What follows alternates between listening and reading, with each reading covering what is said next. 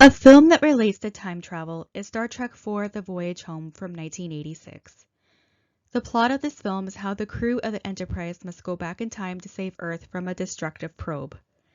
The movie begins with the exiled crew of the Enterprise traveling back to Earth in a stolen Klingon bird of prey to atone for the crimes they committed in the previous film. On their journey home, they encounter distress signals from Earth stating that a mysterious probe is killing the planet by draining its oceans. After listening to the sound the probe is making, Spock figures out that it's trying to communicate with humpback whales, which by the 23rd century are extinct.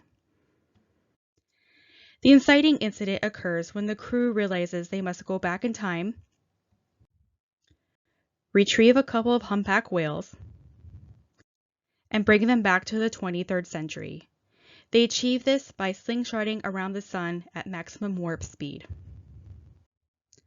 Once in 1986, the crew finds themselves unfamiliar with the customs of the latter half of the 20th century. This is an example of unrestricted narration because we as the audience have more information about the time period and customs than the crew does. Despite not knowing their surroundings, the crew finds a set of whales, travels forward in time, and saves Earth from the destructive probe. In the end, the crew stands trial for their previous crimes, but because of their heroic acts, the only punishment is given to Admiral Kirk. He is reduced to the rank of captain and put in command of the new Enterprise. Even though the events of the film are resolved, we are left with an open ending, which leads to another Star Trek film a few years later. Out of the 6 films that feature the original cast, this one has always been my favorite for many reasons.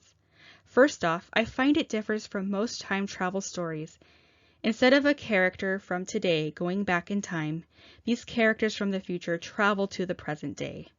Second, while some elements of the timeline are changed while the crew is in the past, the timeline also changes when the crew returns to the 23rd century with the whales.